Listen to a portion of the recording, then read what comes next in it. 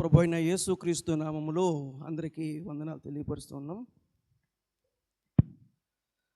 దైవ గ్రంథములో దేవుని మాటలు చదువుదాం.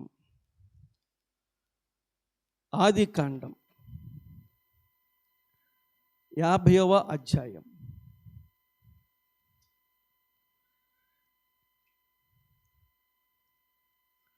పదహారు 17 వచనాలని చదువుదాం. ఆది కాండం 50వ అధ్యాయం 16-17 వచనాలు. యోసేపునకు ఇలాగ వర్తమానం పంపిరి: నీ తండ్రి తాను చావక మునుపు ఆజ్ఞాపించినదేమనగా,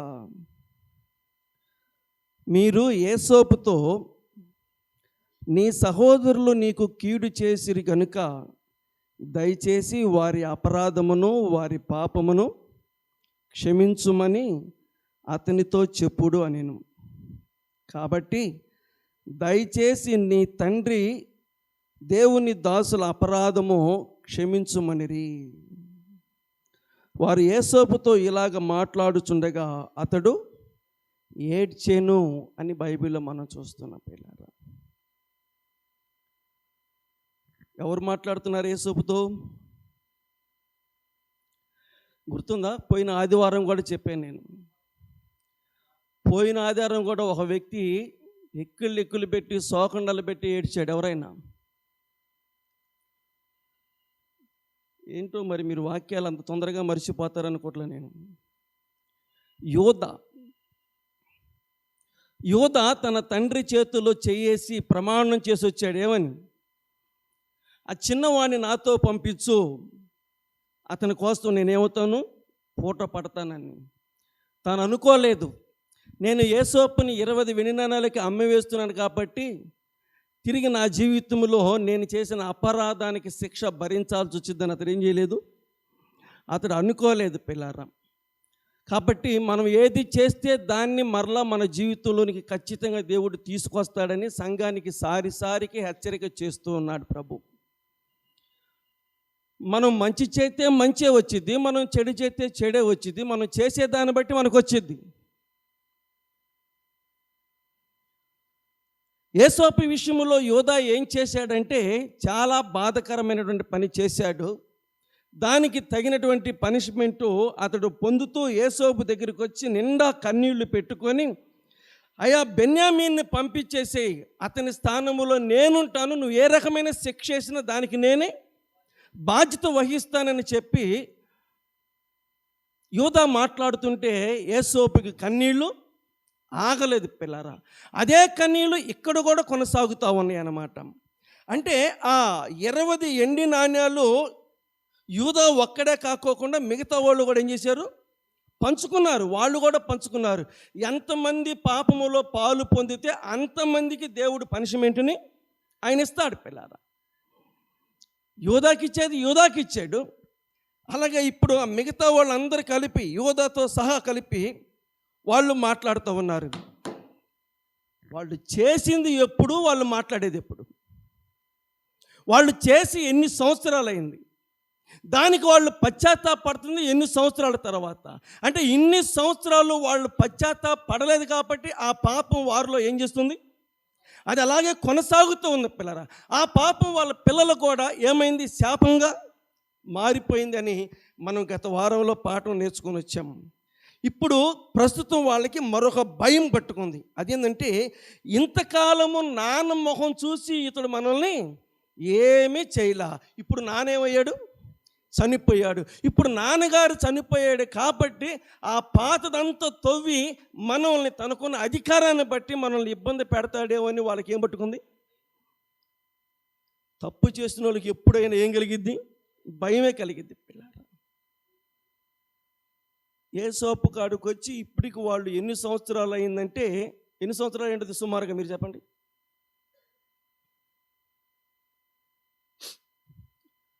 ఎన్ని సంవత్సరాలు చెప్పలేరా పిల్లరా? ఎన్ని సంవత్సరాలు అయిందంటే 47వ అధ్యాయం 28వ వచనం చదువుదామా. ఆది కాండం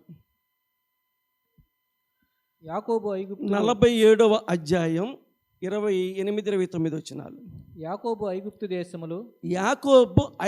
దేశములో 17 సంవత్సరములు బ్రతికెను. 17 సంవత్సరాలు బ్రతికెను.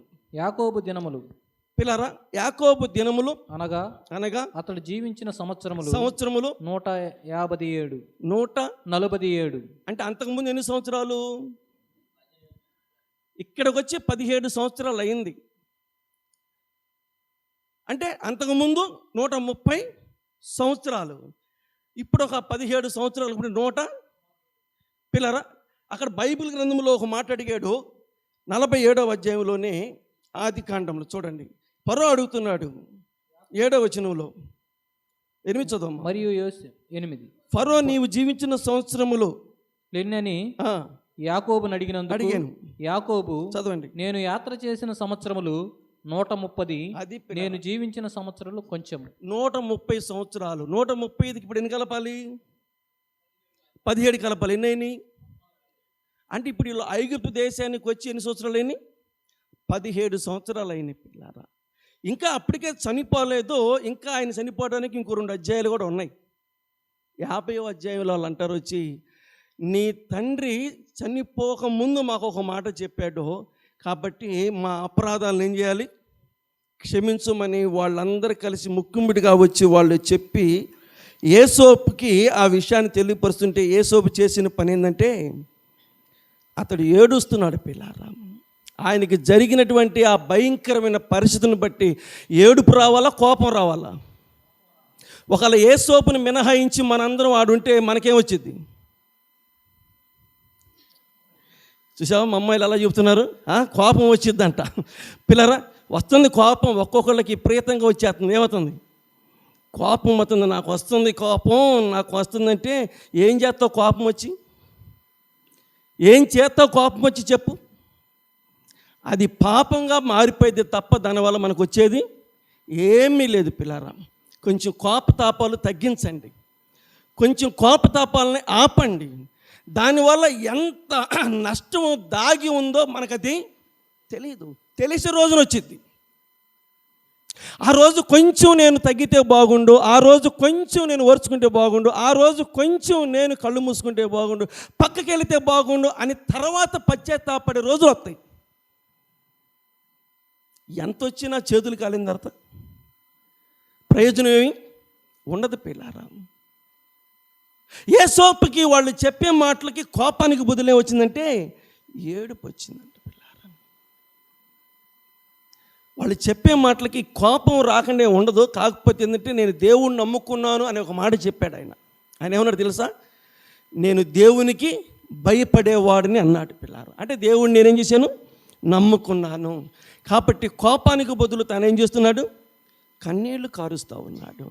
ఈ కన్నీళ్ళని బట్టి వాళ్ళకి ఏం అర్థమై ఉంటుంది? కోపాన్ని బట్టి ఏం అర్థమైంది? కన్నీళ్ళని బట్టి ఏం అర్థమైంది పిల్లారా? ఈ రాత్రి లేదా ఈ ఉదయకాలం యేసోపు మాటలు కొంచెం ధ్యానం చేసి మనం ముగిద్దాం రండి. 50వ అధ్యాయం 20వ వచనం 21వ వచనం. మీరు నాకు కీడు చేయను ఉద్దేశించితిరి గాని, ఇనాలి వాక్యం, ఆది కాండం 50వ అధ్యాయం 20వ వచనం 21వ వచనం.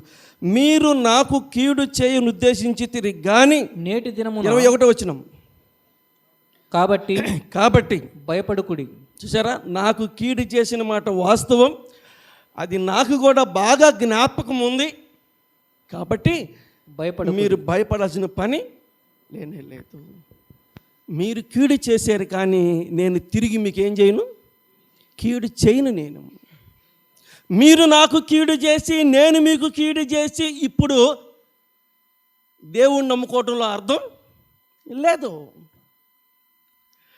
మీరు నమ్మలేదని తేలిపోయింది, నేను నమ్మానని తేలిపోయింది. ఎక్కడ తేలిపోయింది? ఎలా తేలిపోయింది? మీరు నమ్మలేదు కాబట్టి నాకు కీడు చేశారు, నేను నమ్మాను కాబట్టి నేనేం చేయను? నేను కీడు చేయను. నేను నమ్మాను అంటానికి ఒకటే రుజువు పిల్లరా. కీడు చేసిన వాళ్ళకి తిరిగి మళ్ళీ ఏం చేయరు? కీడు చేయరు. అదే నమ్మటం అంటే. నమ్మని వాళ్ళు ఏం చేస్తారంటే ప్రతి కీడు చేస్తారు పిల్లరా. ప్రతి కీడు అనేది ఈ లోకానికి సంబంధించింది. కీడు చేసిన వాళ్ళకి ఏం చేయకూడదు అనేది పరలోకానికి సంబంధించింది. లేకపోతే మనం పరలోకానికి సంబంధించిన వాళ్ళం, భూలోకానికి సంబంధించిన వాళ్ళం. ఏం అర్థం కాల? అర్థం కాదు. ఎందుకు అర్థం కాదంటే అర్థం చేసుకుంటే మళ్ళీ అలా మనం మారాల్సి వచ్చిద్దేమో. ఎవరో ఒకళ్ళు మనకు ఉంటారుగా కీడు చేసేవాళ్ళని, మరలా వాళ్ళకి డబల్ కీడు చెప్పితే ఎట్టక మనం. అందుకని మనం అర్థం చేసుకోం. అర్థం చేసుకోకపోతే రెండు చెవులు గుయ్యమనేలాగా ఒక వాక్యం బైబిల్లో ఉంది. మత్తయి సువార్త 5వ అధ్యాయం 44వ వచనం. క్రొత్త నిబంధన బైబిల్ గ్రంథం మత్తయి సువార్త 5వ అధ్యాయం 44వ వచనం. వాళ్ళకి ఇచ్చే నేను మీతో చెప్పినది ఏమనగా,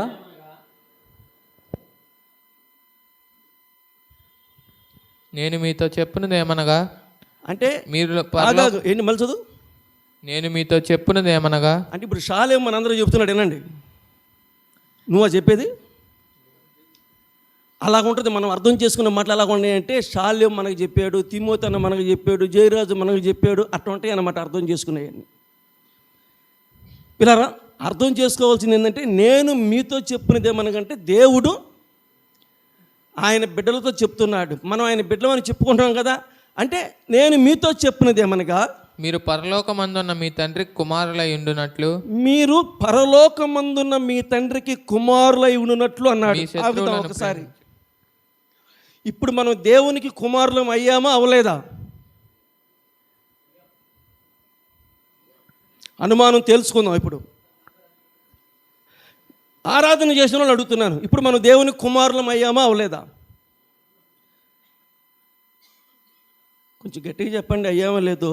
సచ్చుకు చెబితే మళ్ళీ ఆస్తి పోయిద్ది, ఆస్తి పోయిద్ది. మీరు సచ్చుకు చెప్పకండి, గట్టిగా చెప్తే ఆస్తి వచ్చింది, మీ ఇష్టం. కుమారులం అయ్యామా అవలేదా? ఆస్తి వద్దనుకుంటా మీకు. మనం దేవుని కుమారులం అయ్యాం. ఎప్పుడయ్యాం? తను ఎందరూ అంగీకరించారో, తన నామందు విశ్వాసం ఉంచినప్పుడు మనం ఏమయ్యాం? ఆయన కుమారులు అయ్యాం. మళ్ళా అంటాడు, మీరు మీ పరలోకపు తండ్రికి కుమారులై ఉండునట్లు ఉండాలనుకుంటే మీకు కీడు చేసిన వాళ్ళకి, అక్కడ ఉన్నమాట మీ శత్రువులను, అది అక్కడ ఉన్నమాట పిల్లలు. కుమారులమయ్యామని మనం రోజు అదే చెప్తాం. ఎలా చెప్తామంటే పరలోకమందున్న మా తండ్రి అంటే అర్థం ఏంటో, ఆయన మనకేమయ్యాడు? అబ్బా. అదేగా మన ప్రార్థన, పరలోకమందున్న మా తండ్రి అని అనేస్తాం పిల్లారా. వాస్తవమే, ఆయన కూడా ఆ మాట చెప్పాలిగా. ఏమని అని ఎవరితో అన్నాడా? ఇదిగో ఈయన నా ప్రియ కుమారుడు, ఈయన యందు నేను అన్నాడు బైబిల్లో. పిల్లరా, ఈయన నా ప్రియ కుమారుడు అని అన్నాడు. అలాంటి పేరు మనకు కూడా రావాలన్నమాట పిల్లారా. మీరు నాకు కీడు చేసిన మాట వాస్తవం, అది నేను మర్చిపోలేదు, నాకు కూడా జ్ఞాపకం ఉంది. అయితే మీరు అనుకున్నట్టుగా, మీరు ఆలోచించినట్టుగా నేను తిరిగి మీకు ప్రతి కీడు చేయను. నేను ఎందుకు చేయను అంటే, నేను దేవుని నమ్ముకుంది, నాకు కీడు చేస్తున్నోడికి ప్రతి కీడు చేయడం నేను నమ్ముకోలేదు. నేను ఎందుకు నమ్ముకున్నానంటే, నేను నమ్ముకున్న విధానం చెప్తున్నాను. చెప్తాం. 21వ వచనం, ఆదికాండం 50:21.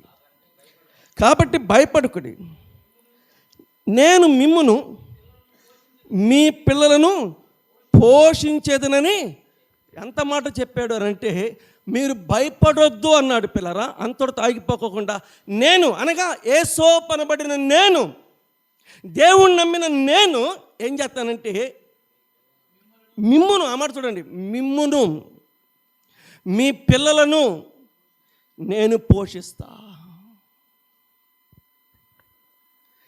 నాన్నగారు ఉన్నప్పుడే మిమ్మల్ని పోషించానని కదా మీ ఆలోచన.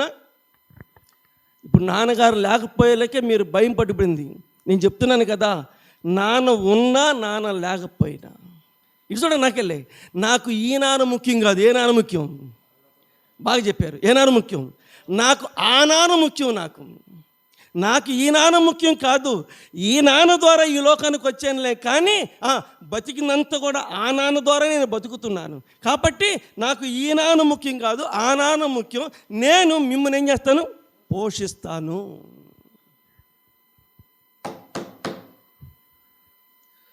ఇంతకీ పోషించటం అనేది ఇప్పుడు ప్రారంభమా, ఇంతకు ముందే ఉందా? ఇది ఎన్నిసార్లు ధ్యానం చేసేవండి పాఠాన్ని కదా. ఇప్పుడు ప్రారంభించాడా లేకపోతే ఇంతకు ముందే ఉందా అంటే, పిల్లరా, ఇప్పుడేదో సందర్భం వచ్చి చెప్పడం కాదు, ఇప్పుడేదో సందర్భం వచ్చి ఆ మాట ఉపయోగించడం కాదు. ఈ మనసు ఎప్పటి నుంచో ఉంది. ఎప్పటి నుంచి ఉందంటే నమ్మిన నాటి నుంచే ఉంది. నమ్మిన నాటి నుంచే ఉంది ఇది. కాకపోతే నమ్మిన నాటి నుంచి అవసరత రాలేదు. అవసరం వచ్చినప్పుడు దాన్ని బయట పెట్టాడు. ఎప్పుడు వచ్చింది అవసరం? 42:25 ఆదికాండం, బైబిల్ గ్రంథం ఆదికాండం. బైబిల్ గ్రంథంలో ఆదికాండం 42:25 వచ్చిన చదువుతున్నారు. మైకి తీసుకొని చదివితే ఇంకా బాగుంటుంది. మరియు యోసేపు వారి గోనెలను ధాన్యములతో నింపుటకును ఎవరి రోకలు వారి గోనెలో తిరిగి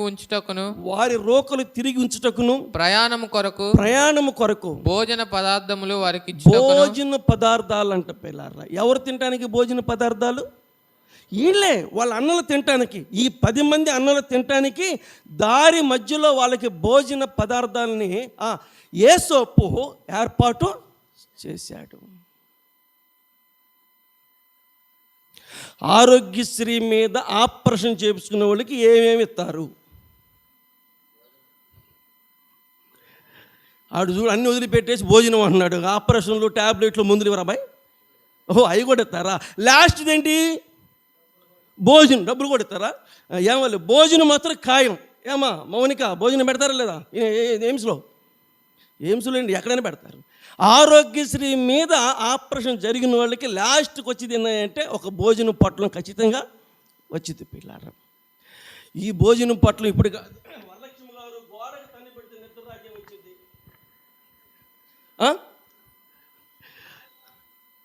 మీరేం చేస్తారంటే ఈ ఫోన్ కొద్దిగా అడ్డు కూడా తిప్పుతాను. ఇటే కాదు, కొద్దిగా అడ్డు కూడా తిప్పుతూ ఉండండి. ఎందుకంటే మరీ నన్నే చూపిస్తున్నారు, వాళ్ళని కూడా చూపిస్తే ఎంతమంది నిద్రపోతారు అవి కూడా చూసుకుంటారు నాయన. కొంచెం అడ్డు కూడా తిప్పుతూ ఉండండి.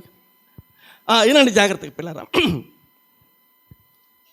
ధాన్యం కొనుక్కోవటానికి వచ్చిన అన్నలకి భోజనం పొట్లాలు అక్కడ ఏర్పాటు చేసి పంపించాడు పిల్లరా. ఈరోజు నేను మిమ్మల్ని పోషిస్తాననే మాటకి ఆయన అంతకుముందే ఈ కార్యాన్ని ఏం చేశాడు? ఆయన ప్రారంభించాడు పిల్లరా, ప్రారంభించాడు. ఇందాకే చెప్పాను, ఈయన ఏ రోజైతే దేవుడిని నమ్మాడో ఆ రోజు నుంచి కూడా నా జీవితంలో ఎవరైనా కీడు కల్పించే పరిస్థితి ఏర్పడితే నేను వాళ్ళకి కీడు చేయకూడదు, వాళ్ళకి నేను భోజనమే ఏర్పాటు చేయాలని ఆయన అప్పుడే నిర్ణయించుకున్నాడు పిల్లారా.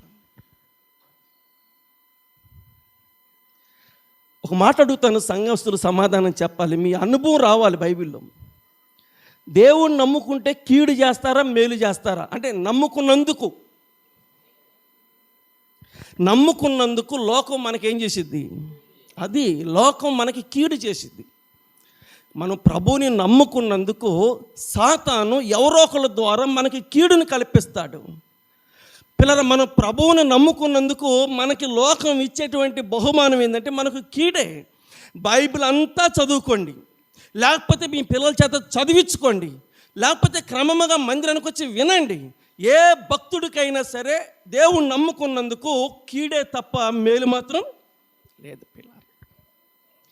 కాబట్టి నేను ప్రభువుని నమ్ముకున్నాను, నా జీవితంలో కూడా కీడు ఏర్పడిపోయింది. అయితే నేను మాత్రం మేలే చేత నిర్ణయించుకొని ఆయనకి అవకాశం వచ్చినప్పుడు తన అన్నలకి భోజనం ఏర్పాట్లు చేసినట్టుగా మనం చూస్తున్నాం. ఒకసారి చేశాడా, ఇంకా కొన్నిసార్లు చేశాడా అని అంటే 43:16 ఆదికాండం. త్వరగా యోసేపు ఆదికాండం 43:16. యోసేపు వారితో ఉన్న బెన్యామీనును చూచి తన గృహ నిర్వాహకునితో ఈ మనుషులను ఇంటికి తీసుకొని పోయి ఒక వేటను కోసి వంట సిద్ధము చేయించు. ఇంటికి భోజనంలో కూడా మన ఆరోగ్యశ్రీ అంటే భోజనమా, ఇంకా ఖరీదు గల భోజనమా పిల్లరా? ఆరోగ్యశ్రీ భోజనమే, కానీ అది ఉట్టి సాంబారు రసం ఏదో ఉంటుంది పిల్లరా. కానీ ఈ భోజనం అంత సింపుల్ది కాదు. ఇది ఏ రకమైన భోజనం అంటే వినాలి వాక్యం. అంటే తాను ఏ ఆహారం అయితే తీసుకుంటాడో తన అన్నలకు కూడా ఆ రకమైన ఆహారమే పిల్లరా. తాను ఏ రకమైన ఆహారం తీసుకుంటాడో తన అన్నలకు కూడా ఆ రకమైన ఆహారం పిల్లరా.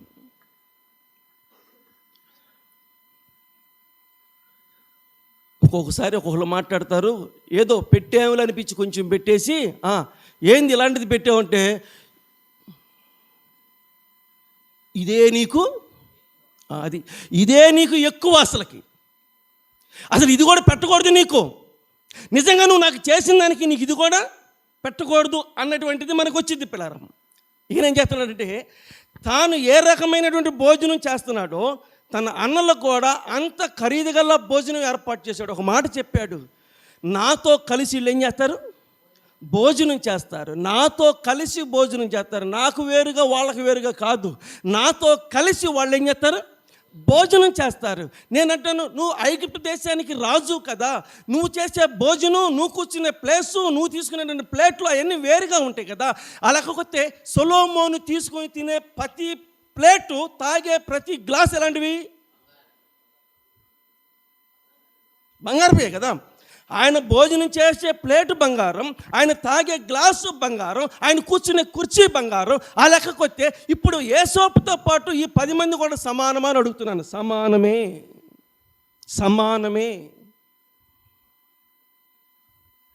ప్రభువుని నమ్ముకోవటం చాలామందికి అర్థం కావట్లేదు పిల్లరా.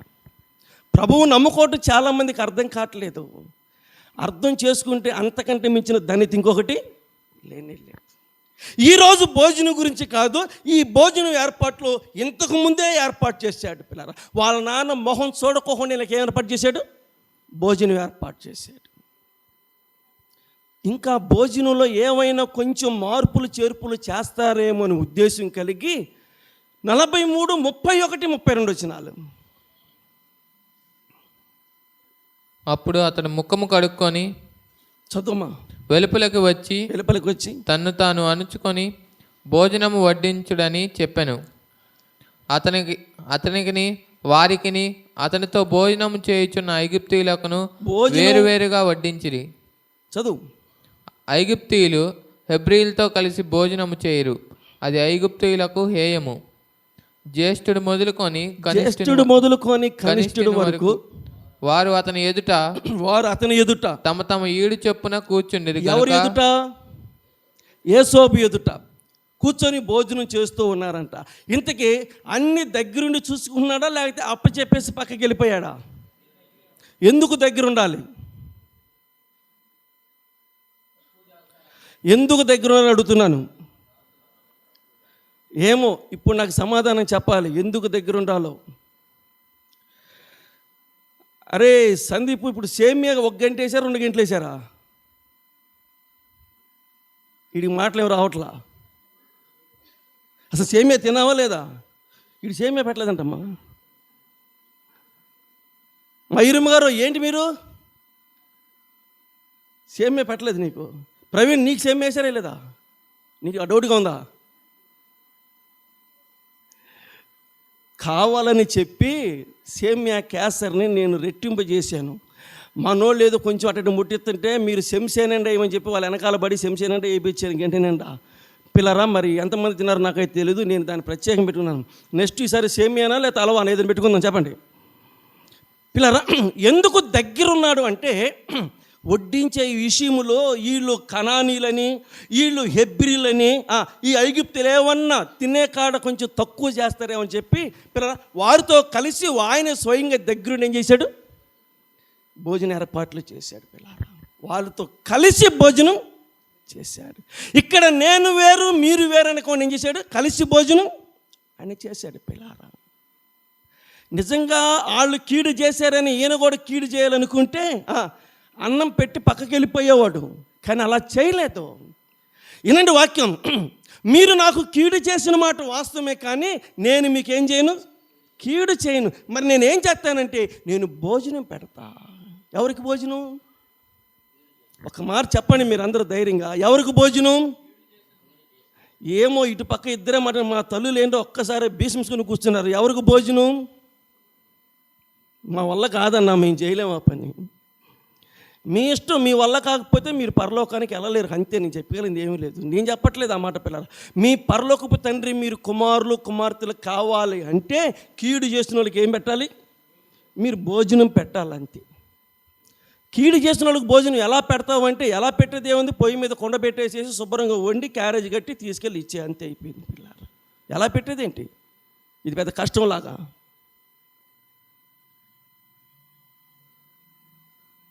భోజనం పెట్టామని అనిపించుకోవడం కాదు, మళ్ళీ భోజనంలో కూడా ఉండాలి పిల్లరా. ఆ భోజనం కూడా గుర్తుండిపోవాలి. ఆ భోజనం కూడా ఎలా ఉండాలి, గుర్తుండిపోవాలి. ఇంతకీ భోజనము వాళ్ళకైనా వాళ్ళ కుటుంబాలకు కూడానా? ఇక్కడికి రాకముందు ఐగుప్తుకి రాకముందు 45:23 ఆదికాండం, దైవ గ్రంథం ఆదికాండం 45:23 చదువుమా. అతడు తన తండ్రి నిమిత్తము ఐగుప్తులోనున్న మంచి వస్తువులను మోయుచున్న 10 గాడిదలను మార్గమునకు తన తండ్రి నిమిత్తము ఆహారమును ఇతర ధాన్యములను తినుబండారములను మోయుచున్న 10 ఆడగాడిదలను ఈ మోయుచున్న 10 ఆడగాడిదలు తినుబండారాలను మోసుకుంటూ వస్తాయి అన్నమాట. ఈ 10 గాడిదలు మోయగలిగిన ఆహారము ఎంతమంది తింటారు? పేరుకేనో వాళ్ళ తండ్రికి అన్నాడు అక్కడ, వినాలి వాక్యం. పేరుకేంటి? వాళ్ళ తండ్రికి. కానీ ఎంతమందికి? మీకు అర్థమైతే చెప్తున్నాను. పేరుకు మాత్రం క్యారేజీ పాస్టర్ గారికి. అది పాస్టర్ గారికేనా, ఇంటి మొత్తానికా? కదా, పేరు ఎవరిది? పాస్టర్ గారికి. నేనంటాను భార్య పిల్లలు అందరూ పక్కన, పాస్టర్ ఒకటి తింటే ఇంక మామూలుగా ఉండదు ఎవరు అక్కడ పిల్లరా. అది పాస్టర్ గారికి పేరే, కానీ ఇంటి మొత్తానికి. అలాగే పేరుకు మాత్రమే తండ్రికి. కానీ ఈ 10 ఆడగాడిదలు మోయగలిగిన ఆహారం ఎవరికయ్యా అంటే, వీళ్ళు తింటున్నారు కదా, వీళ్ళు కాకోకుండా వీళ్ళ సంతానం ఉన్నారు అక్కడ, వీళ్ళ భార్యలు వీళ్ళ పిల్లలు ఉన్నారు పిల్లరా. 10 గాడిదలు మోయగలిగిన ఆహారం వాళ్ళు తిని మళ్ళా ప్రయాణంలో తినుకుంటూ వాళ్ళు రావాలి. ఎక్కడికి? ఐగుప్తు దేశానికి. కాబట్టి ఈ భోజనము వాళ్ళ నాన్న మొహం చూసి పెడతలేదు పిల్లరా, దేవుని మొహం చూసి దేవుని నమ్ముకున్నందుకు వాళ్ళందరికీ భోజనం పెడతా ఉన్నాడు. మనం కూడా భోజనం పెడతాం. పిల్లోడు పెళ్ళికో, లేకపోతే పిల్ల సమృద్ధకో, లేకపోతే చచ్చిపోయిన దినానికో, లేకపోతే గృహ ప్రవేశానికో పిల్లరా, లేకపోతే ఒక మంచి ఉద్యోగానికో కృతజ్ఞత కూడిపెట్టి మనం కూడా భోజనం పెడతాం. అసలు భోజనం పెట్టాల్సిన విధానం తెలియట్లే ఇప్పుడు కూడా. ఎవరికి భోజనం పెట్టాలి, భోజనం పెట్టే పద్ధతిని బైబిల్ గ్రంథంలో దేవుడు ఏం రాసి పెట్టాడు? భోజనం సప్లై చేసే నా ప్రియ సహోదరులారా, సహోదరులారా, నా తల్లులారా, అక్కలారా, చెల్లిలారా వినండి. భోజనము ఎవరికి మనం పెట్టాలి? నేను మిమ్మల్ని పోషిస్తాను, మీకు భోజనం పెడతాను. నా శత్రువులైనా నాకు కీడు చేసిన మీకు భోజనం పెడతాను.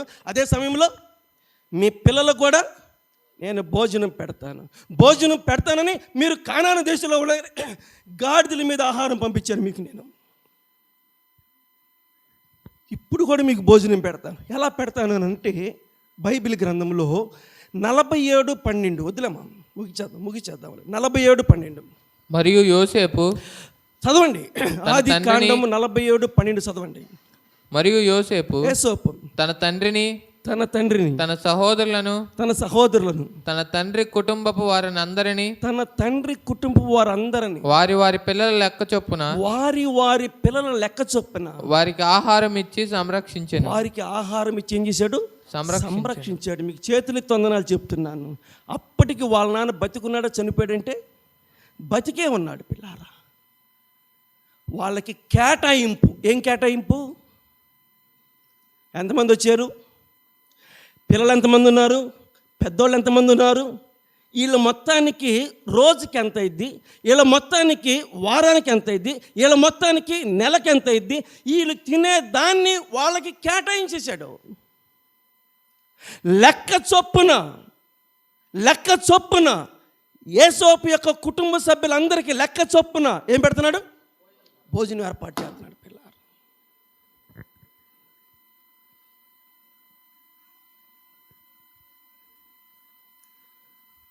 అసలు ఎలా ఇంత దారుణానికి ఒడిగట్టినందుకు భోజనం ఎలా పెట్టబుద్ధి అవుతుంది అంటే, పెడితే నీకు అర్థమైద్ది, పెట్టకపోతే నీకేం అర్థమైద్ది? పెట్టి చూడు,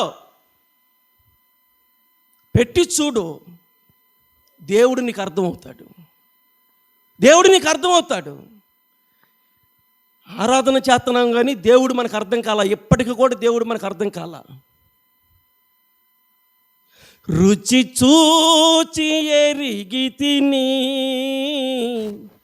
యెహోవా ఉత్తముడనియు, రుచి చూచి ఎరిగి తిని యెహోవా ఉత్తముడనియు, రాక్షను ఆశ్రయించి నే ధన్యుడనైతిని, రాక్షను ఆశ్రయించి నే ధన్యుడనైతిని, రుచి చూచి ఎరిగి తిని యెహోవా ఉత్తముడనియు. రుచి చూడండి, దేవుని రుచి చూడండి, దేవుని మనసును రుచి చూడండి, దేవుని గుణాలను రుచి చూడండి, దేవుని అర్థం చేసుకోండి. సంవత్సరాలు అవుతున్నాయి కానీ ఇంకా దేవుడు మనకి ఏం కావట్లేదు, అర్థం కావట్లా. ఇంకా దేవుడు మనకు అర్థం కావట్లేదు పిల్లారా. మనకిష్టమైన వాళ్ళకి కాదు, మనం అంటే పడి తెచ్చే వాళ్ళకి కాదు, మనం అంటే పిలవగానే పరిగెత్తుకుని వచ్చే వాళ్ళకి కాదు పిల్లరా. మనం అంటే పడనోళ్ళకి, ఏదో ఒక సమయంలో మనకి కీడు చేయాలని, మనకి ఏదో మన పతనం కోరుకునే వాళ్ళు ఉంటారు చూసావా, వాళ్ళకి ఏర్పాటు చేయాలి. వాళ్ళు అనుకున్నంత మాత్రం మనం పతనం అవుతామా?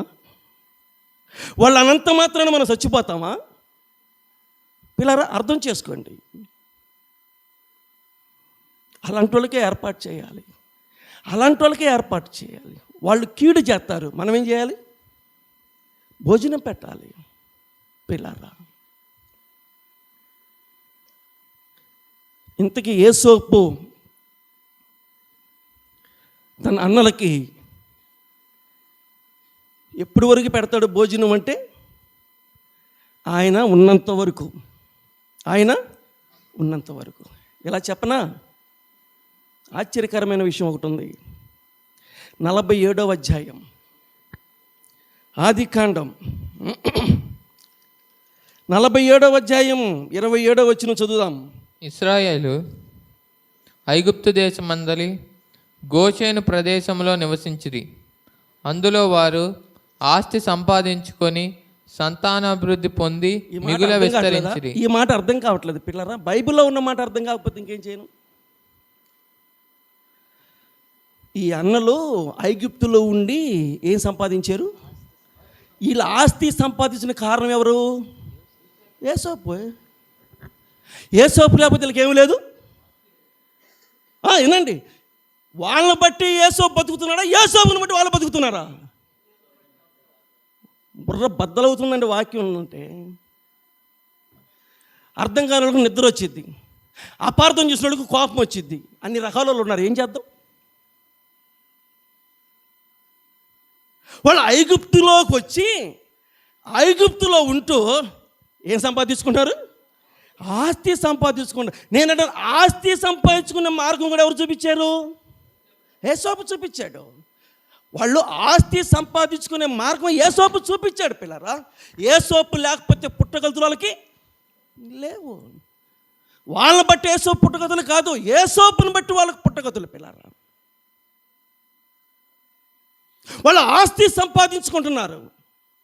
సంపాదించుకోవాలని చెప్పి ఆయనే వాళ్ళకి మార్గం ఆయన చూపించాడు.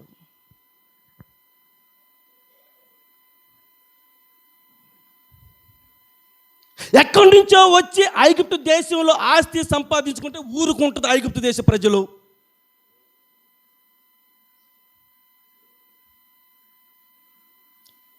ఇరవై 6వ ఆదికాండం 12 నుంచి 14 దాకా త్వరగా చదవండి, టైం అయింది. ఇస్సాకు ఆది కాండం 26వ అధ్యాయం 12 ఇస్సాకు నుంచి. ఇస్సాకు ఆ దేశమందున్న వాడై ఆ దేశమందున్న వాడై విత్తనము వేసి ఆ సంవత్సరము ఆ సంవత్సరం నూరంతల ఫలం పొందెను. ఫలము పొందాడు. యెహోవా అతన్ని ఆశీర్వదించెను గనుక యెహోవా అతన్ని ఆశీర్వదించాను గనుక ఆ మనుషుడు గొప్పవాడాయను. ఆ మనుషుడు గొప్పవాడయ్యాడు. అతడు మిక్కిలి గొప్పవాడగు వరకు క్రమక్రమముగా చదువు అభివృద్ధి పొందుచూ వచ్చెను. అతనికి గొర్రెల ఆస్తియు గొడ్ల ఆస్తియు దాసులు గొప్ప సమూహమును కలిగినందున ఫిలిస్తీయులు అదిగో అతని యందు అసూయపడిరి. వచ్చేసింది పిల్లారా. ఎక్కడి నుంచో వచ్చి ఈడు ఎలా బతుకుతున్నాడు? ఎక్కడి నుంచో వచ్చి ఏం చేస్తున్నాడు? విపరీతంగా ఆస్తులు. మాకు కూడా విపరీతంగా ఉందండి, బాగా అసూయగా ఉంది. ఈ బంతోళ్ళు ఎక్కడి నుంచో వచ్చి ఇంత మంచి ఇల్లు కట్టి మాకు మాత్రం కడుపు రగిలిపోతున్నాయా? మామూలు కాదు. మేము ఇక్కడున్నాం, ఎప్పటి నుంచి మాకు లేదు కడుపు. ఏమండి గండూరు బాలసం గారు, మీ బామ్మర్దని కట్టబెట్టావు అదే పిల్లలు. లోకం ఓర్చుకోదు. వీడు ఎక్కడి నుంచో వచ్చాడంట. ఎక్కడి నుంచో వచ్చేసి ఆ సంవత్సరం విత్తనం వేసి ఉంచారా తరిమారు పిల్లరా. ఉంచలా, ఏం చేశారు? తరిమారు. ఉంచుకోకుండా తరిమారు.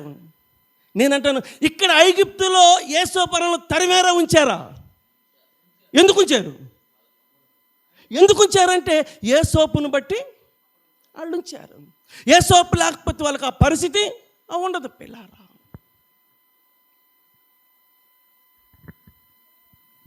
వాళ్ళ ఆస్తి సంపాదించుకోవాలి. వాళ్ళ తమ్ముడు ఆశ ఏంటి? నా అన్నలు ఏం సంపాదించుకోవాలి? ఆస్తి సంపాదించుకోవాలి. నా అన్నల పిల్లలు ఏం కావాలి? ఈ ఐగుప్తు దేశంలో వాళ్ళు ఒక ప్రయోజకులు కావాలి. పిల్లరా, తన మనసులో ఉన్నదంతా బయట పెడుతున్నాడు. ఇంతకీ మనసులో మంచి ఉందా చెడు ఉందా? వాళ్ళు చేసిన కీడుందా? వాళ్ళకి మేలు చేయాలని ఉందా? మనసులో ఏముంది? ఆ హృదయంలో ఏముంది పిల్లరా? హృదయం నిండిందని బట్టి నోరు మాట్లాడింది కదా. ఏముంది హృదయంలో? మేలు చేయాలని. ఈరోజు యేసోపుని గురించి ఎన్ని సంవత్సరాలు చెప్పుకున్న తనివి తీరనన్ని సంగతులు మనకున్నాయి పిల్లారా. నేను ఏమంటానంటే, ఈరోజు యేసోపు లేడు, మనం కూడా ఉండం. మనం వెళ్ళిపోయినా కూడా మన మంచితనాన్ని గురించి లోకం ఏం చేసుకోవాలి? చెప్పుకోవాలి. మన మంచితనాన్ని గురించి లోకం చెప్పుకోవాలి పిల్లారా.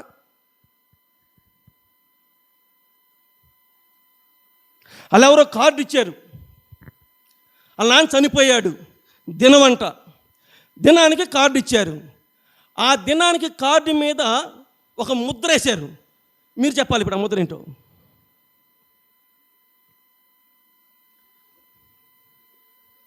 కీర్తి. మరి అదే నేను మిమ్మల్ని అడిగింది. ఈ చనిపోయినానంట ఎవరు? కీర్తి శేషులంట. అంటే ఎవరు? ఒక మంచి వ్యక్తి, ఒక గొప్ప వ్యక్తి. ఏదో ఆయన బతుకున్న కాలంలో కొన్ని గుర్తుండిపోయే కార్యాలు చేశాడు, వెళ్ళిపోయాడు. ఆయన పిల్లలు విందు దినం ఏర్పాటు చేసేసి కార్డు కొట్టేమన్నారంటే ఏ శేషులు? కీర్తి శేషులు అంట. అంటే ఏంటో చెప్పుకోదగ్గ వాళ్ళు పిల్లరా. నేనంటాను, మనకి కార్డులు కొట్టకపోయినా, మన పేర్ల శిలల మీద చెక్కకపోయినా ఏం చెప్పుకోవాలి? కీర్తి కాదు చెప్పాలి. క్రీస్తు సాక్షిగా నీవు ఉంటావా? నీదు సాక్ష్యము నిలుపుకుంటావా? క్రీస్తు సాక్షిగా నీవు ఉంటావా? నీదు సాక్ష్యము నిలుపుకుంటావా? అన్యజనుల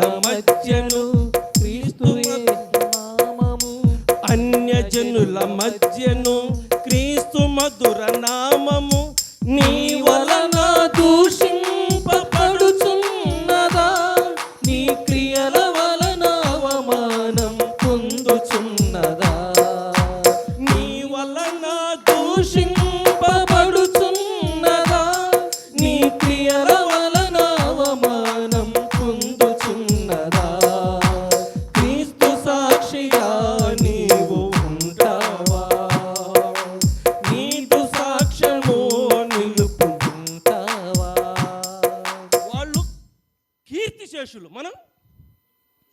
పాడిన తర్వాత కూడా రావట్లేదు మీకు.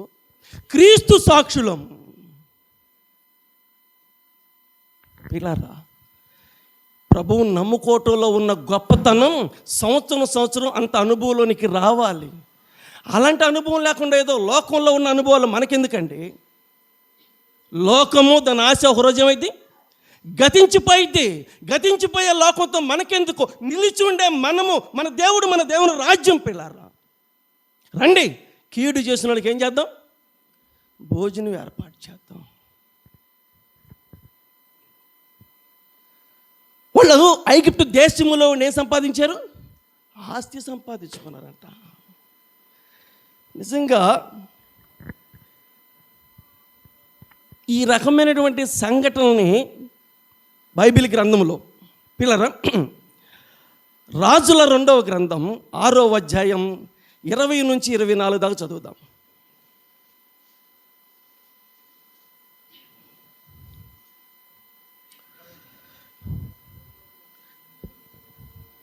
వారు షోమ్రోనులోనికి వచ్చినప్పుడు, రాజుల 2వ గ్రంథం 6వ అధ్యాయం 20 వచ్చిన చదవమా. వారు షోమ్రోనులోనికి వచ్చినప్పుడు అతడు, యెహోవా వీరు చూచినట్టు వీరి కన్నులను తెరువమని ప్రార్థన చేయగా, వీరి కన్నులు తెరువయ్యా అని ప్రార్థన చేశాడు. అంటే ఇప్పుడు ఆ కళ్ళు ఏమైనా పోగొట్టింది కూడా ఆయనే. ఎలీషాని చంపటానికి కొంతమంది దండుగులు వచ్చారు. అయిపోయిందిలే, 5 నిమిషాలు, నేను కూడా ముగిస్తున్నాను, మీరు బాధపడపకండి, మీరు ముగిపోకనట్టుగా బైబిల్ మీరు ఉంచుంటారుగా. పిల్లరా, ఇక్కడ బైబిల్ గ్రంథంలో ఎలీషాని చంపడానికి కొంతమంది దండుగులు వచ్చారు. వచ్చిన వాళ్ళందరినీ ఎలీషా ఏం చేశాడంటే వాళ్ళ కళ్ళు పోగొట్టాడు. అందరి కళ్ళు పోయినాయి. ఇప్పుడు గొర్రెల మందలాగా వాళ్ళని తోలికెళ్తున్నాడు. చదువుమా. వారు షోమ్రోనులోనికి వచ్చినప్పుడు అతడు యెహోవా వీరు చూచినట్లు, మరలా వీళ్ళు చూసినట్టు వీరి కళ్ళను తెరవమని ప్రార్థన చేయగా, పోగొట్టిన ఎలీషా మళ్ళీ కళ్ళు తెరిపించాడు. కళ్ళు ఎక్కడ పోగొట్టాడు? ఒక స్థలంలో. మళ్ళీ వాళ్ళని ఒక సడ తీసుకెళ్ళి కళ్ళు తెరిపించాడు. వాళ్ళు కళ్ళు తెరవగానే గుండె జల్లు అందనమాట. ఇక మనకి చావు తప్ప బతుకు. మనం ఎలీషాని చంపుదామని వచ్చాం, కానీ ఇప్పుడు మనమే మన గొంతులో మన గొయ్యిలో మనం ఏమంటాం? మనం పడ్డాం అనుకున్నారు. పిల్లరా, రాజు ఉన్నాడు, సైన్యం ఉంది, అందరూ కూడా కత్తులు నూరుతూ ఉన్నారు. కళ్ళు తెరవగానే రాజు కళ్ళు ఉరిమి పళ్ళు పటపట కొరుకుతున్నాడు. చదువుతాముడు. వారి కళ్ళు తెరిచిన గనుక రాజు వారిని పారజూచి ఎట్లా చూసి పారజూచి అంటే బతికిద్దామని చంపుదామని. చంపే చూపు వేరుగా ఉంటుంది, బతికే చూపు వేరుగా ఉంటుంది. కాదేంటి? అన్నం పెట్టే చూపు ఒకలాగా ఉంటుంది, కొట్టాలని చూపు ఇంకొకలాగా ఉంటుంది. చదువుదాం. నాయనా వీరిని కొడతాడంట. కొట్టుదునా లేకపోతే చంపుదునా అన్నట్టుకుంది అక్కడే వారు. ఎలీషా అన్నాడు, వారిని కొట్టకూడదు. ఏం చేయాలంట? వాళ్ళకు భోజనం పెట్టు, వాళ్ళు తినాలి, వాళ్ళు తాగాలి. వాళ్ళు వచ్చిన పని ఏంటి చెప్పరండి? చంపడానికి వచ్చారండి వాళ్ళు. సేవకుడైనటువంటి ఎలీషాని చంపడానికి వచ్చారు వాళ్ళు. ఈయనంటాడు, నన్ను చంపడానికి వచ్చిన వీళ్ళకి ఏం పెట్టమన్నాడు? వాళ్ళకు భోజనం పెట్టమన్నాడు. పెట్టాడా లేదు భోజనం? ఆ భోజనం ద్వారా అక్కడ ఏం కలిగిందో అది చదవండి, చూద్దాం. చదవరు మీరు. అది తిని వాళ్ళు ఏం చేశారు? ఏంది ఆ తండ్రి కొడుకులు ఇద్దరు? అతడు వారి కొరకు విస్తారమైన భోజన పదార్థములు సిద్ధపరచగా వారు అన్నపానములు పుచ్చుకొని రాజు సెలవు పొంది తమ యజమానుని యొద్దకు వెళ్ళిపోయారు. అవలేదు నాన్న, చదువు. పోయిరి. అప్పటి నుండి సిరియనుల దండువారు ఇశ్రాయేలు దేశంలోనికి వచ్చుట మానిపోయాను. ఇప్పుడు తగాదు పోయిందా? ఉందా? తగాదు ఏంతో పోయింది? ఏం కాదు, పెద్ద మనిషి వస్తే తగాదు పోయింది. ఏమంటే తగాద పెద్ద మనిషి వస్తే పోయిందిలే. పిల్లరా, తగాద కోసం పంచాయతీ పెడితే పోయిందా? తగాద పోలీస్ స్టేషన్కి పోతే పోయిందా? లాయర్ని పెట్టుకుంటే పోయిందా? ఎలా పోయింది తగాద అంటే భోజనం. అయ్యో, భోజనంతో పోయిందా తగాద అంటే? అసలు నీకు తెలియతే కదా ముందు. దేవుని విషయాలు తెలియట్లేదు, లోక విషయాలు బాగా తెలుసు. నిన్ను ఏం చేయాలో నాకు బాగా ఏందో ఆ కళ్ళు ఆ పళ్ళు ఏంటదంతా ఏంటది? ప్రభు నమ్ముకున్న లక్షణమేనది? ఏంటి ఆ వార్నింగ్ ఏంటి అసలుకి? సమస్యని క్లియర్ చేశాడు. ఇద్దరు కలిసిపోయినట్టుగా ఉంది. ఇక కత్తులు లేవు, కటారులు లేవు. పిల్లారా, ఇది దేవుని పని అంటే, ఇది దేవుని వ్యవహారం పిల్లారా. ఇంతకీ ఎలీషాకి ఎవరు చెప్పారు? యోసేపుకి ఎవరు చెప్పారు? ఎలీషాకి ఎవరు చెప్పారు? యోసేపుకి ఎవరు చెప్పారు? అసలు ఎవరు చెప్పారు? రోమా పత్రిక 12:20-21 త్వరగా. కాబట్టి రోమా పత్రిక 12వ అధ్యాయం 20-21. కాబట్టి నీ శత్రువు ఆకలి కొని ఉంటే, నీ శత్రువు ఆకలి కొని ఉంటే భోజనం పెట్టుము, భోజనం పెట్టు. తప్పికొని ఉంటే దాహమేమో. ఎవరికి? ఇలాగ ఎవరికి? శత్రువుకి. ఎవరికి? శత్రువుకి. ఎవరికి?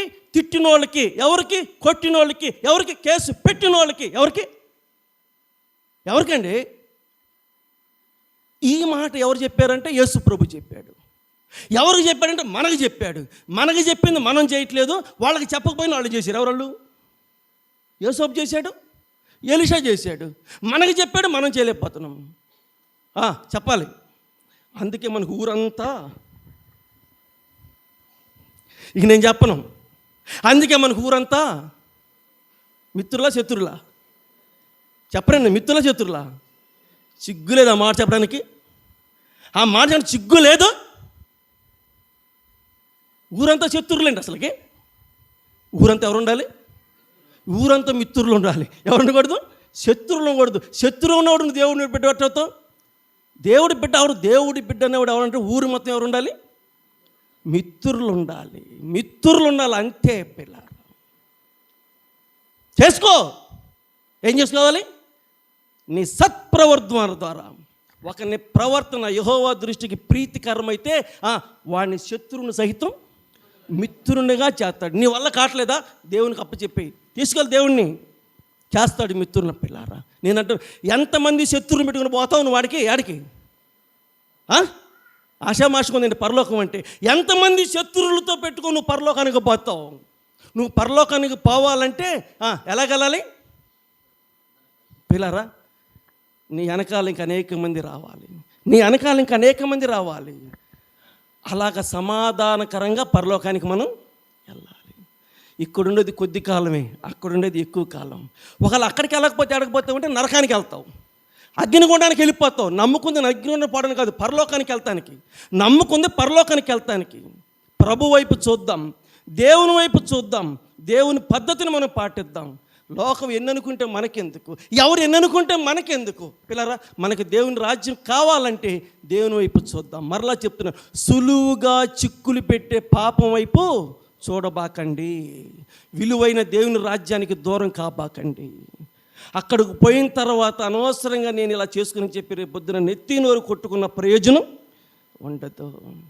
అసలు సంఘము, వాక్యము, సేవకులు లేని కాలములో యేసోపు తన కీడు చేసిన వాళ్ళకి వరుస పెట్టి ఏం పెడుతున్నాడు? భోజనం పెడుతున్నాడు. రండి పిల్లారా, రండి, మన సంఘాన్ని అభివృద్ధి పరుచుకుందాం. మనం ఏ ప్రాంతంలో ఉంటున్నామో ఆ ప్రాంతం అంతటికి కూడా దేవుని బిడ్డలంగా ఒక మంచి సాక్ష్యాన్ని సంపాదించుకొని దేవుని మహిమపరుచుకుంటూ దేవుని రాజ్యానికి వెళ్దాం. ప్రార్థన చేద్దాం. మా ప్రేమ కలిగిన తండ్రి, నేనెంతగానో స్తుతిస్తున్నాం నాయన. ఆది కాండములో ఉన్నటువంటి సంగతులు కొన్ని వారాల నుంచి మా ప్రభువా మీరు మాతో మాట్లాడుతూ వస్తున్నందుకు కృతజ్ఞతలు చెల్లిస్తున్నాము. ఈ వారము కూడా యేసోపు అన్నల యొక్క సంవత్సరాల తరబడి చేసిన పాపం ఈ రోజుకి వాళ్ళకి శాపంగా మారి తండ్రి చనిపోగానే వాళ్ళకి భయం పట్టుకుంది. ఇప్పుడు దాకా తండ్రి ముఖం చూసి మాకు అన్నం పెట్టాడు, మమ్మల్ని ఏం చేయలేదు. ఇప్పుడు తండ్రి చనిపోగానే అదంతా జ్ఞాపకం తెచ్చుకొని మమ్మల్ని ఇబ్బంది పెడతాడేమని వాళ్ళ పాపం వాళ్ళకి ఆ రకంగా భయాన్ని కలిగించింది నాయన. వారి మాటలు యేసోపుకు కోపం రాలేదు, కానీ ఏడుపు వచ్చింది. తన మాటల ద్వారా వాళ్ళకి ఎంతో ఆదరణ కలిగించాడు, ధైర్యాన్ని కలిగించాడు, బ్రతుకు తెరువుకు అవకాశం ఇచ్చాడు, పోషించాడు, వ్యాపారం చేసుకొని సంపాదించుకునే అవకాశం కల్పించాడు. కృతజ్ఞతలు చెల్లిస్తున్నాం. ఇంత విలువైన మాటలు సాతానుడు సిద్ధంగా ఉన్నాడు ఎత్తుకొని పోవటానికి, కానీ సాతానికి అవకాశం ఇవ్వకోకుండా వింటున్న వారిలో హృదయాల్లో పదిలిపరచండి. అద్భుతమైన మార్పు దయచేయండి. మా ప్రభువా, మేము వెళ్ళే పరలోకంలోనికి మరికొంతమందిని తీసుకొని వెళ్ళేవారంగా ఉండటానికి సహాయం చేయండి. మా దేవుణ్ణి లోకానికి పరిచయం చేసే మా ప్రభు జీవితం మేము నిత్యం కలిగి ఉండటానికి సహాయం చేయమని ఈ కొద్ది మనవులు యేసుక్రీస్తు వారి పరిశుద్ధమైన నామములో ప్రార్థన చేసి వేడుకొనుచున్నాము తండ్రి. ఆమేన్.